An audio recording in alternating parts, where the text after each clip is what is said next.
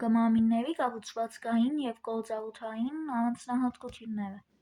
Փափկամամինները չհատվածավորված փափուկ մամին ունեցող կենդանիներ են։ Նրանց մեծ մասը ունի գլուխ, իրան և մկանոտ ոտք։ Իրանը ծածկված է մաշկային լայն ձալքով, որը կոչվում է թիկնոց։ Նրանց միջև կա ազատ տարածություն, որը թիկնոցային խոռոչն է, որի մեջ բացվում են շնչառական արտազոլական օրգանները, սեռական կեղծերը և հետանցքը։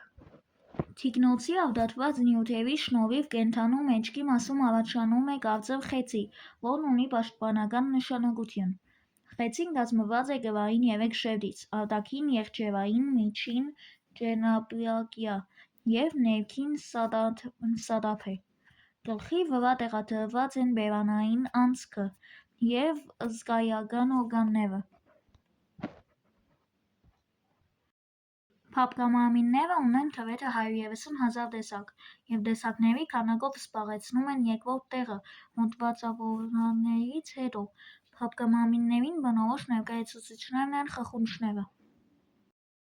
Փափկամամինները կատարյալ բազմաբջիջ կենդանիներ են, որոնց բնորոշ են բոլոր օրգան համակարգեր և զարգացած զգայարանները։ Փափկամամինները նյութափոխականության կատարելագործմամբ պայմանավորված կարիք ունեն մեծ քանակությամբ թթվածին։ Խրիկները հանդիպում են այն տեսակների մոտ, որոնք շնչում են ջրում լուծված թթվածնով։ Փափկամամիններին բնորոշ է բաց տիպի մեծ շրջանից կազմված արյունատար համակարգ և ձևավորված սիրտ։ Փափկամամինների մոտ դիտվում է լավ արտաթորության համակարգ։